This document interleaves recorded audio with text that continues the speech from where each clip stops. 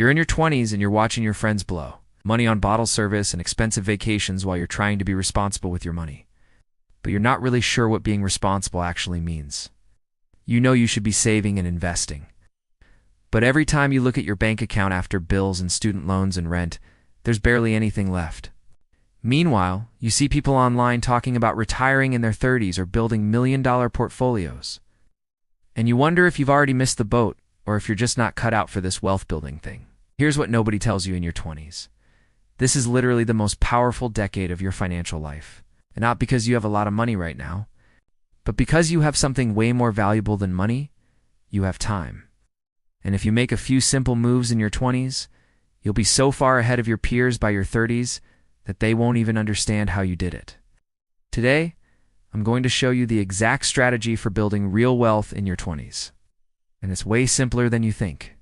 Let me start by reframing what your 20s are actually about financially. Most people think their 20s are for being broke, making mistakes, and figuring things out, and then you get serious about money in your 30s. That's completely backwards. Your 20s are when you build the foundation that determines your entire financial future. The habits you create now, the systems you set up now, the investments you make now will compound into life-changing wealth by the time you're 40 or 50. But if you waste your 20s spending everything you earn and telling yourself you'll get serious about money later, you'll spend your 30s and 40s desperately trying to catch up. The people who become wealthy almost always started building that wealth in their 20s, even if they didn't have much money at the time. So let's talk about what actually builds wealth, because this is where most people in their 20s get it wrong. Wealth is not built by having a high income. It's built by the gap between what you earn and what you spend, multiplied by time and compound growth. You can make $100,000 a year and build zero wealth if you spend $100,000. Or you can make $50,000 and build significant wealth if you live on $35,000 and invest the difference. In your 20s, most people are focused on earning more, which is good, but they completely ignore the other side of the equation, which is spending less and investing the difference. The wealth-building formula is simple. Increase your income as much as you can, decrease your spending as much as you can without being miserable, and invest the gap consistently for decades. That's it. It's the whole strategy. Let's start with income, because you can't build wealth without money coming in. In your 20s, your number one financial asset is not the money in your bank account. It's your ability to earn money. Your earning power is your biggest asset, and you should be investing heavily in growing it. This means developing valuable skills that the market will pay for.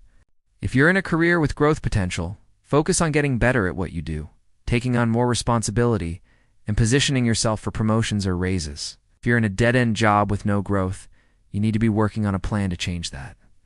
This might mean going back to school, learning a new skill, getting a certification, or switching industries. The investment you make in your earning power in your 20s will pay dividends for the rest of your life. Here's an example.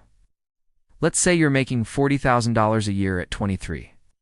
If you invest time and maybe some money in developing skills that increase your income to $60,000 by 27, that's a $20,000 raise that you'll benefit from for decades. Over a 40-year career, that $20,000 difference, accounting for future raises and compounding, could easily be worth $1 million or more. That's a better return than almost any investment you could make, so don't neglect the income side. Your 20s are when you should be hustling to level up your skills and increase your earning power. But here's where most people in their 20s screw up. They get a raise and they immediately inflate their lifestyle to match. This is called lifestyle inflation, and it's one of the biggest wealth killers. You get a promotion, and suddenly you're leasing a nicer car, moving to a more expensive apartment, eating out more, and buying more stuff. Your income went up, but your savings rate stayed the same or even went down.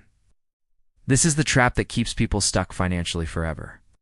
The key to building wealth in your 20s is to resist lifestyle inflation as much as possible. When you get a raise, pretend it didn't happen and invest the difference. If you're making $40,000 and living on $35,000, saving $5,000 a year, and you get a raise to $50,000, keep living on $35,000 or maybe bump it to $40,000, but invest the rest. Now you're saving $10,000 to $15,000 a year instead of $5,000. It's how you accelerate wealth building.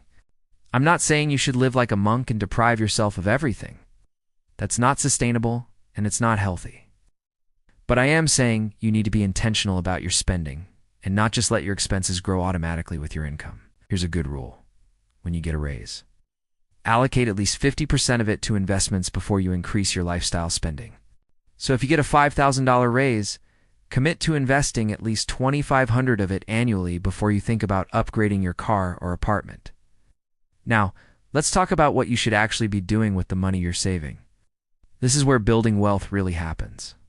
The first thing you need, and I know this sounds boring, is an emergency fund. This is money set aside in a savings account that you can access quickly if something goes wrong.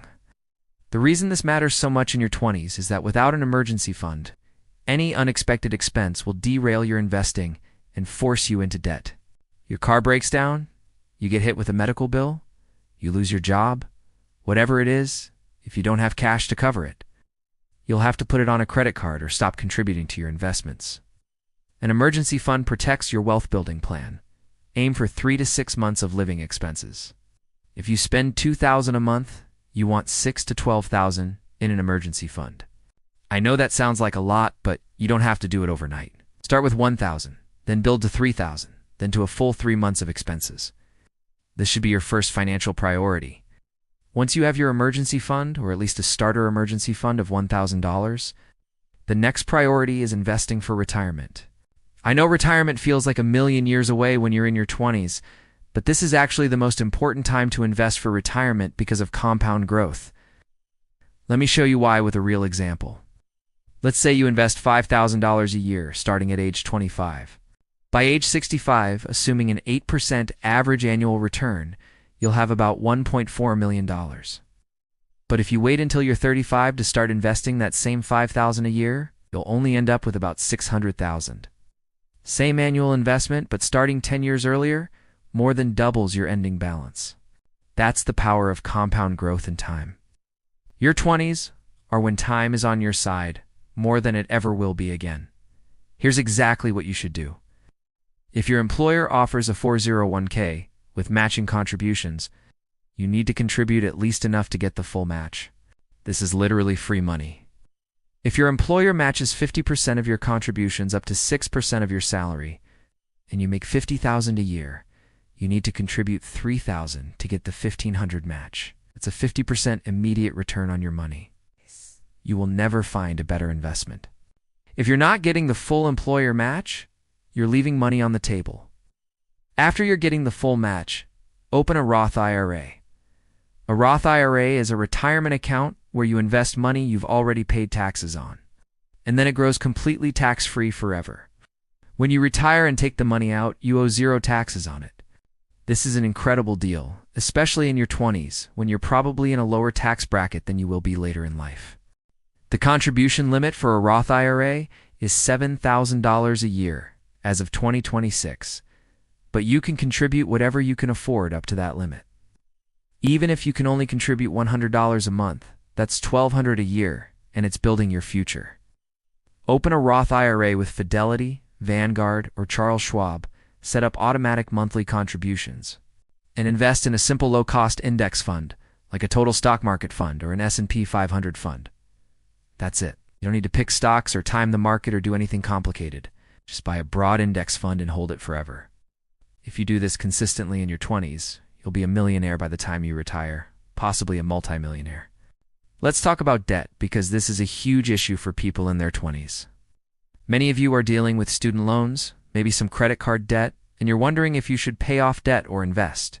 Here's the framework I use. If you have high interest debt, anything above 7 or 8%, you should prioritize paying that off before investing heavily. Credit card debt at 18% interest is costing you more than your investments are likely to earn, so it makes mathematical sense to kill that debt first. But if you have low interest debt like federal student loans at 4%, you can invest while paying the minimum on those loans, because your investments will likely earn more than the interest you're paying. Don't let student loans stop you from investing. Pay the minimums, invest for your future, and as your income grows, you can be more aggressive about paying them down. One of the smartest things you can do in your 20s is keep your fixed costs low. Fixed costs are things like rent, car payments, and subscriptions that you pay every month, no matter what. The lower your fixed costs, the more flexibility you have to invest, to take career risks, or to weather financial setbacks. A lot of people in their 20s sign a lease on an expensive apartment because they think they deserve it after college, or they finance a nice car because they want to look successful. But every dollar you commit to fixed monthly expenses is a dollar you can't invest. It locks you into needing a certain income level. If you keep your fixed costs low, you can invest more. You can take a lower-paying job in a field you're passionate about. Or you can take time off to travel or start a business. High fixed costs trap you. Low fixed costs give you options. Here's a controversial take, but I think it's important. In your 20s, you should probably not buy a house unless you're absolutely certain you'll stay in the same place for at least 5 to 7 years.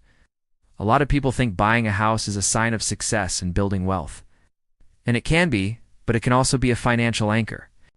Houses come with tons of costs beyond the mortgage, property taxes, maintenance, repairs, insurance, and they tie you to one location.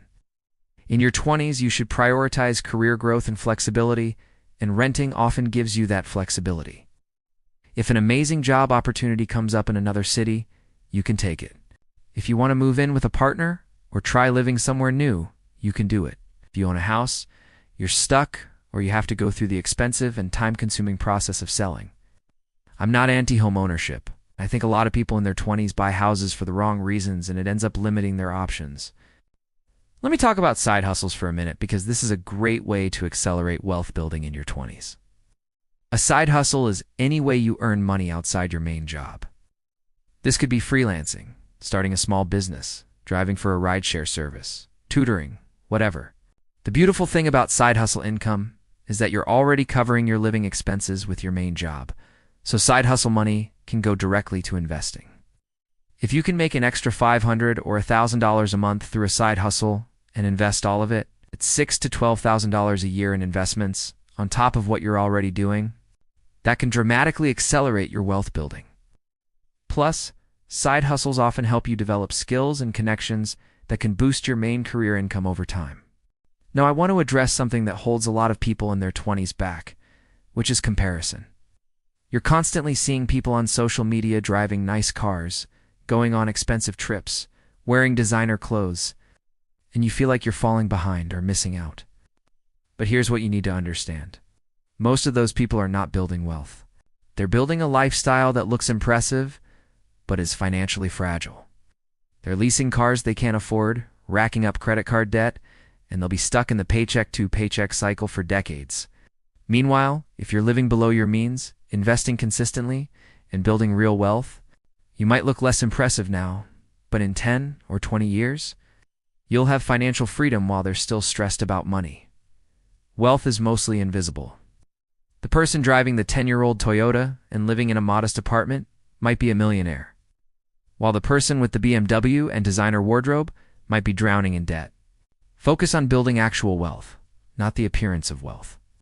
Here's a simple wealth-building strategy you can implement right now in your 20s. First, track your spending for 1 month so you know where your money is actually going. Most people have no idea how much they spend on food, subscriptions, shopping, whatever. Once you know, identify areas where you can cut back without being miserable. Second, set a savings rate goal. A good target in your 20s is to save and invest at least 20% of your gross income. If you're making $50,000 a year, that's $10,000 annually, or about $830 a month. Third, automate everything. Set up automatic transfers to your emergency fund until it's fully funded. Set up automatic contributions to your 401k to at least get the employer match. Set up automatic contributions to your Roth IRA. When the money comes out automatically, you never see it, and you learn to live on what's left. Fourth, invest in yourself. Spend time and money developing skills that will increase your income.